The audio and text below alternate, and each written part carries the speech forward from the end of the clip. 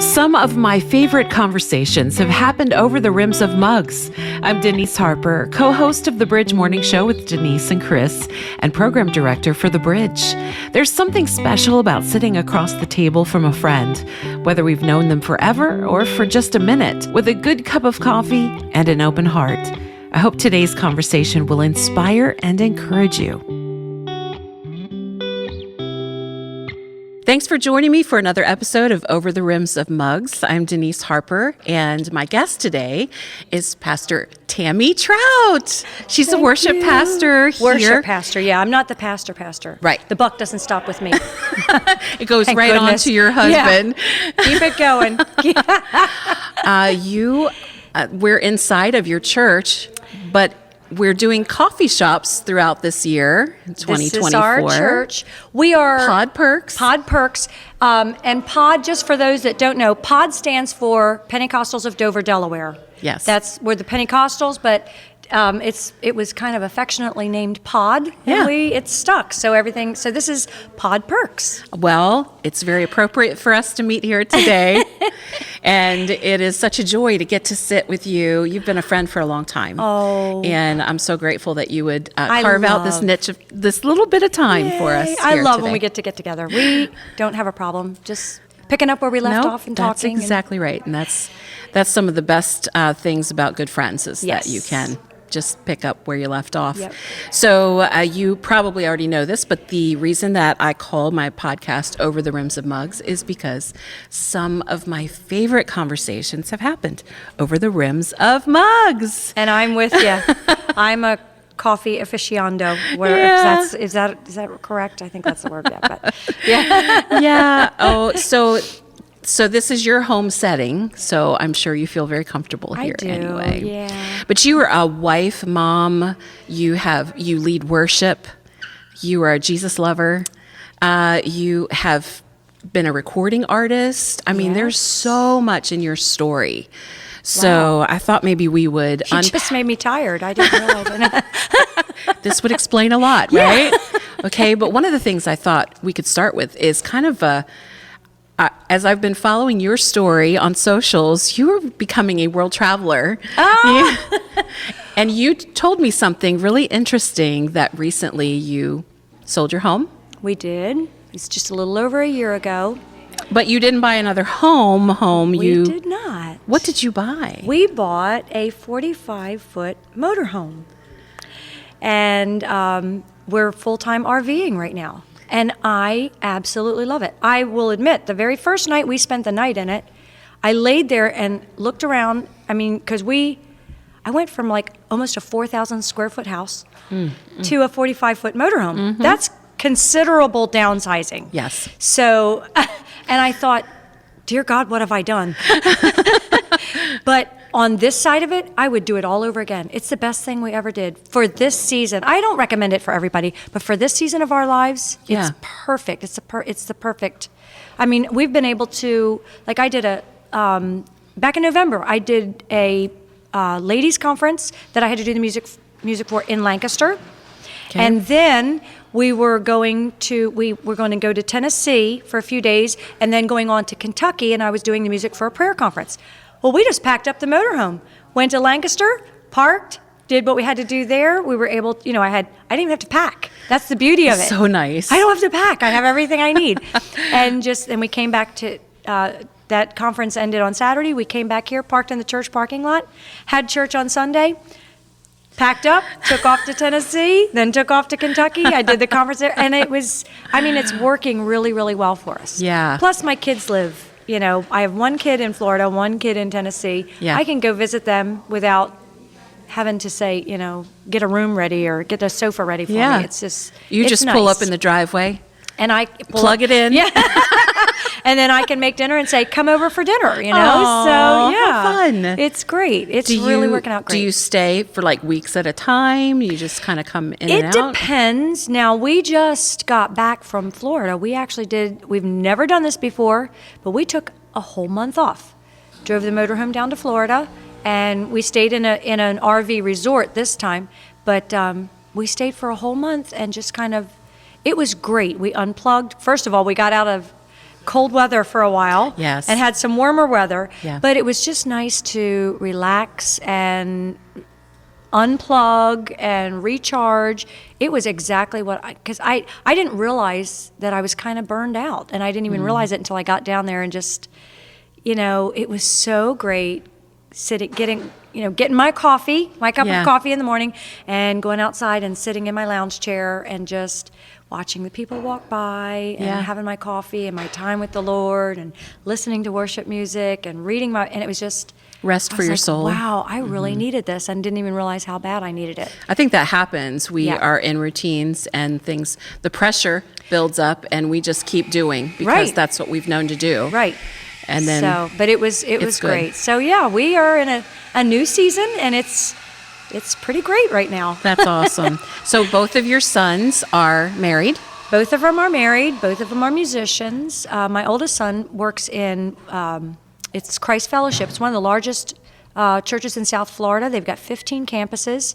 So every time I go there, they usually schedule me for at least one service that I have to serve in. So I served in 2 of their campuses while I was there, 2 of the Sundays. I only had 2 Sundays off. I served the other 2 in their church, but I didn't mind it because I was with my kids, Right. I get to be back serving with them, and that's always a pleasure. So. Yeah. And then my youngest son is full-time musician. He's on the road, tours, and he lives in Nashville. So, I mean, I miss them both like crazy.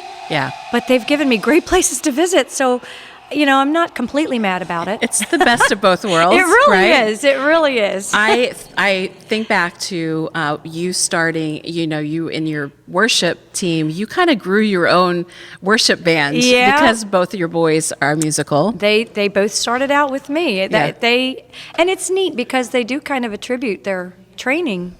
I made sure they both took lessons, not from me, because that would have been a mistake. You can't, I couldn't have taught my kids because I expected them to play, and I expected them to be perfect at their instrument. I started them both off in piano lessons when they were 5 years old. And basically, in our household, it wasn't a matter of, are you going to play an instrument? It was, what instrument are you going to play? So that was the only option they had. So I said, until you figure it out, you're going to take piano lessons, and they did. They both took for 3 years and then went on to the guitar, and then Ryan went on to bass. Wow. And they've done great. They both started about 14 years old playing in the church and have been doing it ever since. So no regrets. No regrets. Nope. I love it. What a gift. That's precious that you could do that. Okay, so I wanted to talk a little bit about you when you started singing. Like, what age were you when you first started? Wow. Yeah, I was actually 6 years old. Were you a hairbrush singer? Oh, absolutely. Absolutely. Yes. Every hairbrush I could get my hands on became a microphone. Yes. Yeah, absolutely. And it was funny because as a kid, we always played church growing when you were, kids. And I was always the piano player and singer. My sister was always the preacher. I wasn't the preacher, but I was always, and that was back before I even knew what I would be doing. Yeah. But and I remember always wanting to be Janet Trout because my mother-in-law had records out. Yes. Yeah. Yep. And so we would put her records on, and I would sing to her records, and I was Janet Trout, and I was the. Wow. Yeah, and this is back when I was like 6, 7, 8 years old, before I knew anything. How wild is that? That is wild. I'm like, God has a sense of humor. Your son. I know, right? But yeah, so. But I was 6 years old the very first time I sang in church. And I sang with my mom. And I remember her bringing me up and setting me on a chair, standing me up on a chair behind the pulpit. And I sang and she harmonized with me. I can see it. It was a little storefront church in New Jersey. And I can see it like as clear as if it were yesterday. Wow. And that was my very first time. And it basically like lit the fire. I was like, ooh, I like this. Wow. Okay. Yeah. So then you knew Anthony, Pastor Anthony Trout, but he wasn't pastor at the time, obviously. Yeah. Well, actually, I knew him from like youth gatherings growing up. because I lived in New Jersey, but we would come here for like youth weekends and youth explosions that the church here would host. And so, and at church camps, he was always like the guy at church camps. And I didn't want anything to do with him because I was like, all the other girls, were like flocking. I'm like, I am not doing that. And I'm the one that got him. So, you play hard to get, and there you go. And it worked, I guess, But I came to school here my sophomore year. I was going to Atlantic City High School, and it was getting not good. Mm-hmm. So my parents pulled me out and put me in the school here that they had, Kent Christian Academy at the time. Yeah. And I remember, well, I didn't know it at the time. He told me afterwards. I'd only been here for a couple of weeks, and they asked me to sing at a Friday night youth service. So I came up and played the piano and sang, and I didn't know it, but Anthony went home to his parents and said, I found the girl I'm going to marry. I was 16 years old. Well, 15, almost 16. Wow. Yeah. If he just said that to me, I would have probably run back home. But yeah. So, he knew right away. Wow. And yep. Okay. So we were. Wow. My 16th birthday was our first official date. He picked me up, took me out to dinner. And so we've been together since we were 16 years old. Oh my goodness. Yeah. That's beautiful. Yep. So did you, from a young age, did you have a dream of being a singer? Did you have another profession in mind? No, honestly, and I know people think, oh yeah, right, but it's the honest truth. From the time I was a child, I knew, because when I started taking piano lessons, I was 5 years old. My mom started me in piano lessons, and the minute I learned my first little song, I was like, wow. It sparked something. I loved it. I literally fell in love with it. Yeah. And then, like I said, when I sang with my mom, I fell in love with it. And so from the time I was little, I always told people, that, what are you going to be when you grow up? And it was always, I'm going to be a singer and a pastor's wife. Wow. I had no idea, but that's what I always said I was going to be. Wow. And so, yeah. The power of the tongue. I know, right? I always tell people, be careful what you say, because there is power in the spoken word. But even as a kid, I just thought that was the neatest thing. I would see pastors' wives, and I just thought it was the neatest thing, and I thought, that's what I want to do. Yeah. At the time, it wasn't a spirit. Don't think of me as some spiritual. At the time, it wasn't spiritual. I just thought, oh, they're so pretty, and it looks so like such a neat thing to do. So for me, it was just like, it looked like a beautiful, neat thing to do. Yeah. So, yeah. Well, the gifting was in you. Yeah. Got stirred up. Yeah. And it's exactly. a passion for you as well. Yeah. So, and I love when those two things meet, our love for Jesus. Right. And how that all comes together. Right. So well, tell and me I about. said it wasn't a spiritual thing, but I believe that God does. He puts that seed in your heart. He puts that Yes. dream in your heart. So, even though as a kid, I wasn't thinking in spiritual terms. Yeah. I know it was a spiritual. I know Yeah. it was God just Sure. planting that seed. So Yeah. anyway, yeah. Tell me about when you really decided to follow Jesus. How old were you? I was 8 years old. Okay. I was 8 years old, and I remember, I was in church one night, and it was in January. It's a funny thing because I had just turned 8 years old, and I thought I need to be baptized. I need to be baptized. It was like just Wow. all of a sudden, boom, it was there, and this was back in the days before heated baptismals. So when I stepped in there, I was thinking, oh, this better be real because this is really cold, But yeah, it was just one of those things that all of a sudden, I was raised in church, but at 8 years old, it's just like, I just knew I needed to give my heart to the Lord and be baptized. And from that point, I just always wanted things to do with living for God, serving God. I wanted to, I remember as a kid, I wanted to join the choir so bad, but I wasn't old enough, and Yeah. but it was one of those things like, I just want to so bad, Was So- it like, did you have to be 13 or something? Yes. Yeah. Yep. That's how it was at our church too. Yep. Yeah. So, but it's just always been, and again, I know it was the Lord just putting the desire in my heart. Sure. Yep. And he says he'll give you the desires of your heart. So he put it there, and then Yeah. he gave it to me. Beautiful. That's so beautiful. So, we talked about Pastor Anthony. How many years have you guys been together?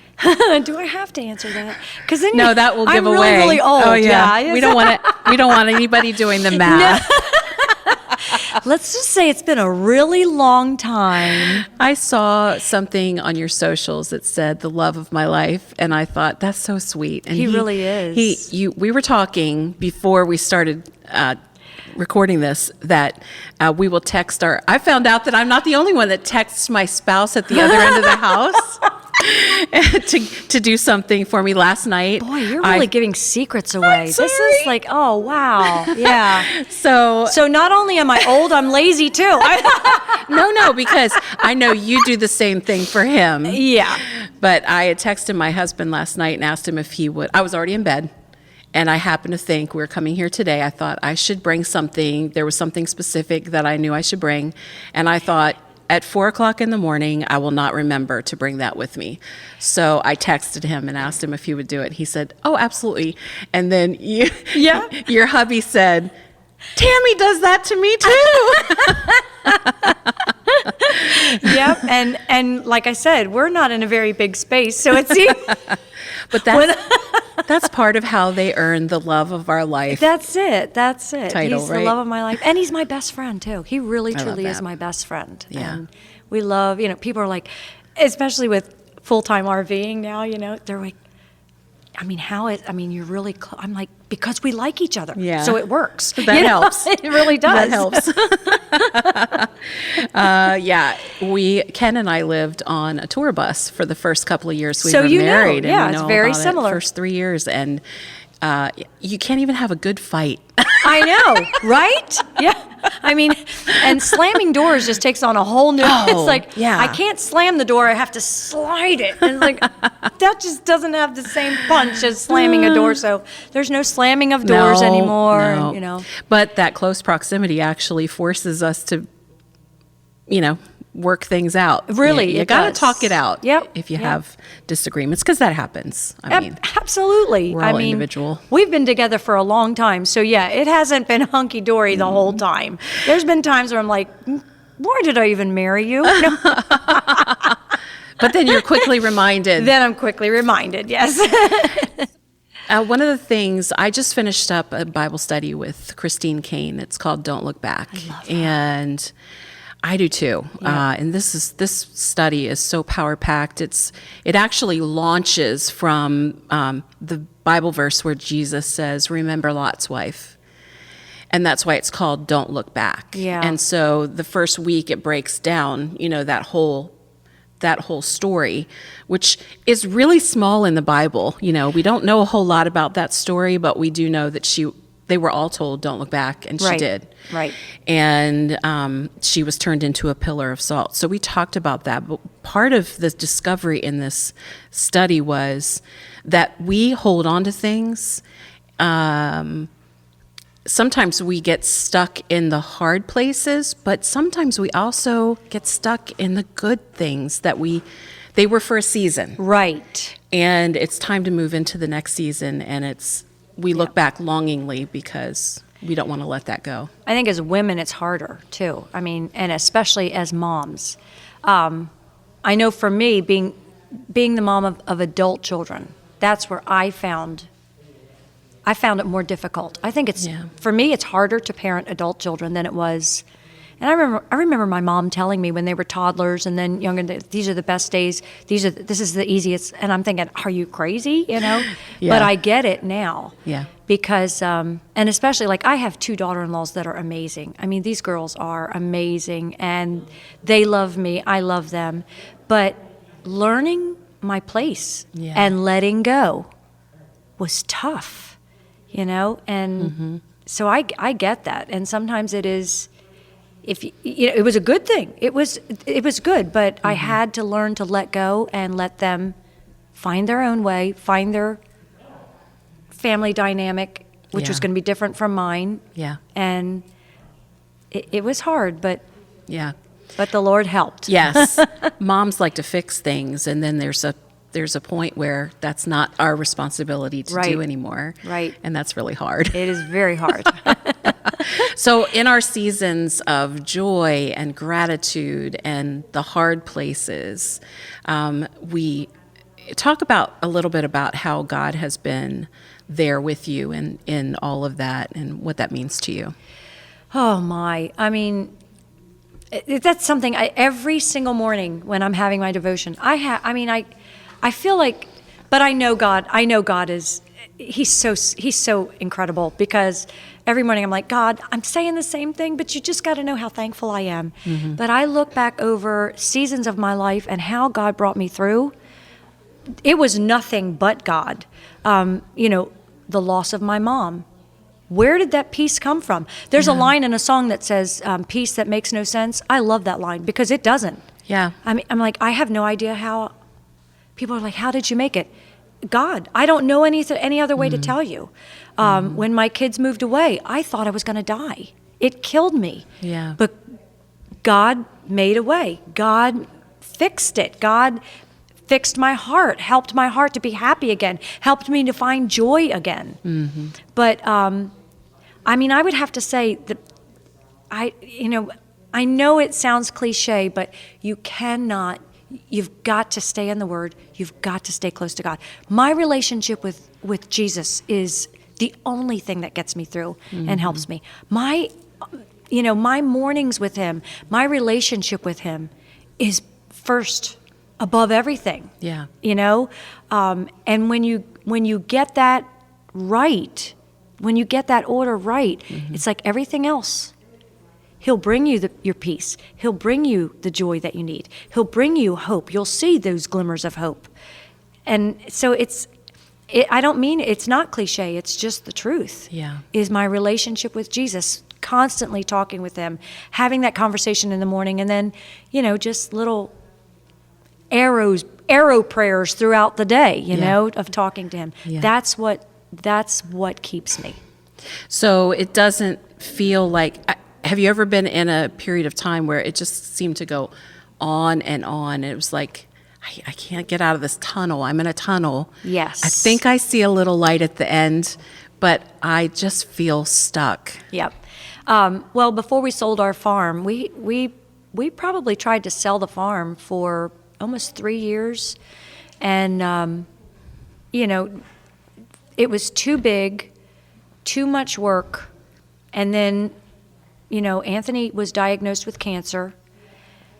Now we're having to face radiation treatments. We're going through stuff, some financial things with the church. We're trying to get out of, simplify our lives so we can take care of him. And it was probably almost 3 years. And I thought, I'm not, I felt like I was drowning. At times I felt like I was drowning. And I'm like, God, if you don't come through, I can't tell you how many resignation letters I wrote, because I'm like, I'm done. I can't do this anymore. Your humanness comes through, and you're like, I just want out. I just want to get out. It's like, just let me out of the pool, please. Because I'm drowning. Yeah. But it was only the help and grace of God, and a lot of times I had to remind myself, because when we read in Scripture, like when David was anointed, we think, oh, he was anointed king. Boom, he's king. No, it was years. I think it was almost like a period of like 14 years. Yeah. Joseph, he is promised with dreams, and then it took 17 years. I mean, it was a long time for some of these stories before they actually came to fruition. Yeah. And I'm like, okay, God, I understand that it's going to take time. Please don't make it be 14 or 17 years. But it's just knowing that He will come through. He's a God who's faithful. Mm-hmm. And I believe that. Sometimes it's hard to believe, and I had to keep telling myself that. But I believe He's faithful. His word. He's a God who cannot lie. He cannot lie. Amen. So if He said it, it's going to happen. Yeah. Maybe not in the time frame I want it to, but it will happen. This morning, as I was leaving the house, we have 2 steps down from the house to the garage floor. And my foot hit the first step down, and I just heard this verse, when I am afraid, I put my trust in Him. And as soon as I got into the station, I looked up where the scripture reference was, and I was like, what? The first thing that jumped out at me was the word when, because sometimes we're like, well, if I get scared, if I fear something, if people deal with so much fear. There's so many people that I talk with who really struggle in their faith. And for good reason, yeah. That verse reminds me that it is something that's going to happen. Right. It's an emotion, and God when understands. I fear. Yeah.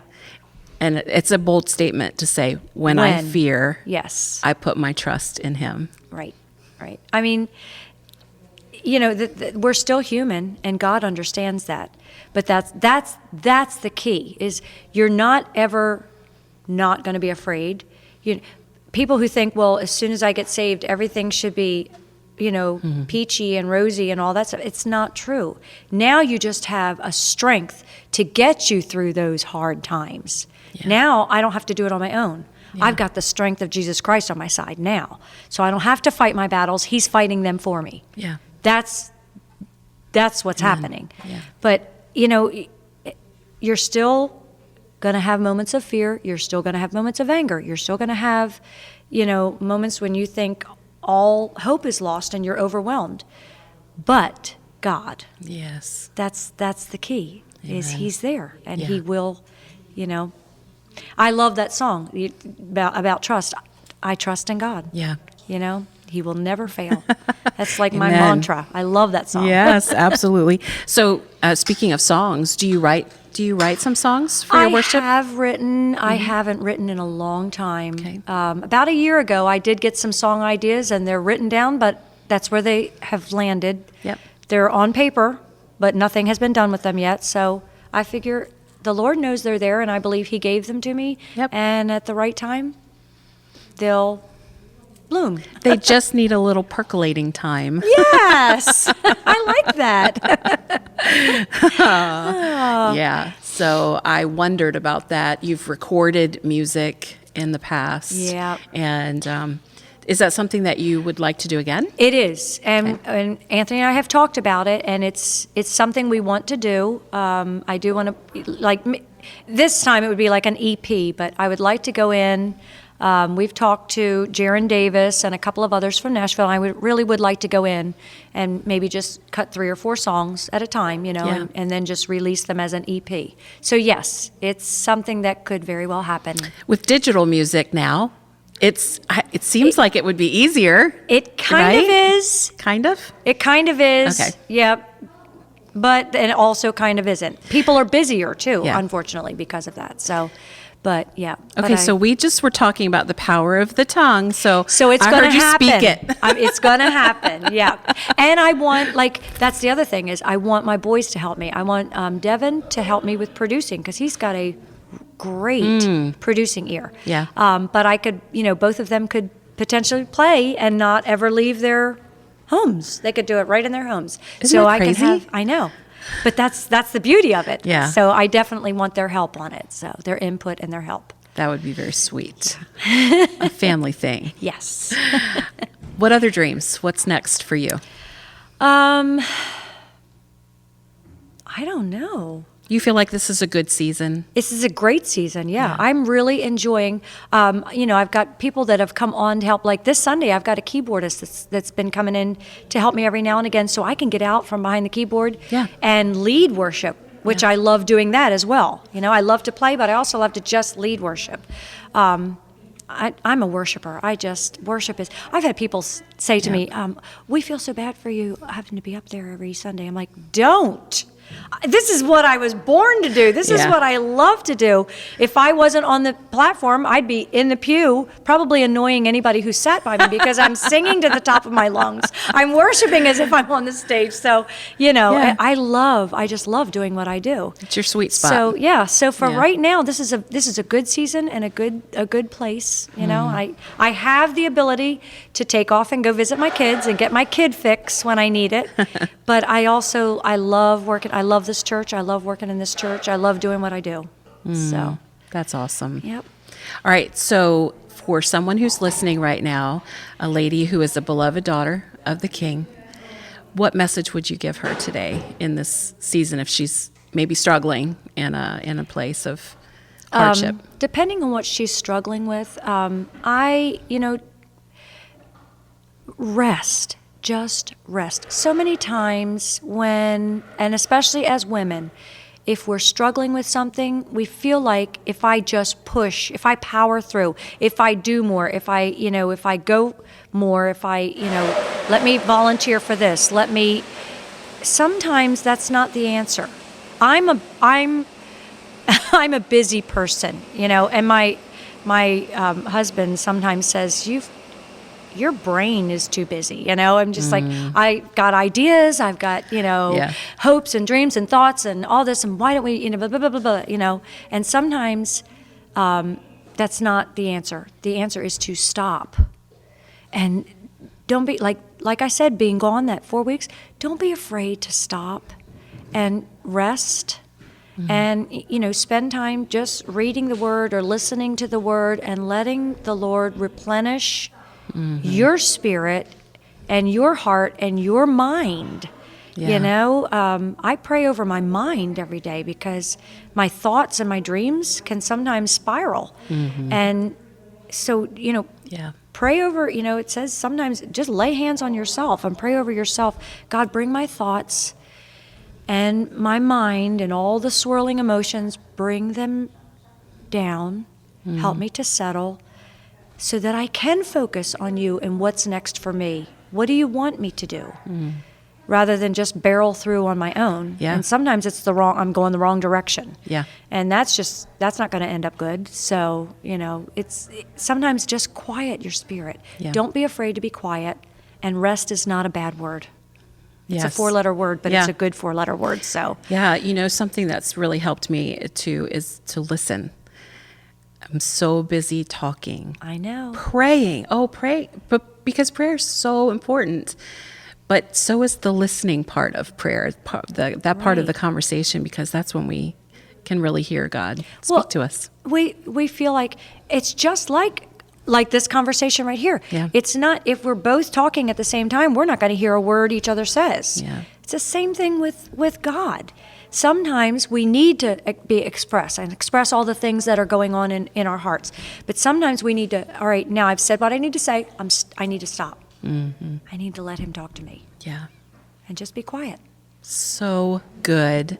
Tammy, thank you. Oh, thank you. Thank you so much for your time. Tammy Trout, my guest on this episode. What a delight. Thank you. I wish you all the best in your 45-foot RV. Yes.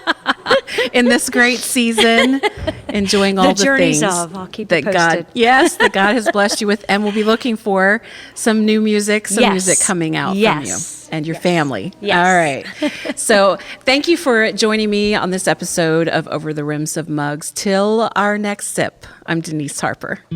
We were never meant to journey alone. Whether you're having a great day or a hard one, we need each other to celebrate and to stand in the gap. Sharing our stories helps remind us that we're not alone. And when we sit with women who sit at the feet of Jesus, the conversations are different. We walk away feeling inspired, not inferior, because we know this Christian walk is a race, but not a competition. Thank you for listening to this episode of Over the Rims of Mugs. To share a comment, suggest a topic, or ask a question, email us podcast@wearethebridge.org. And please join me for a daily devotion on my blog entitled Treasured Inside. You can find it directly at deniseharper.blog or at wearethebridge.org/devotion. Until our next sip, I'm your host, Denise Harper, encouraging you to catch up with a friend or make a new one and enjoy some good conversation over the rims of mugs.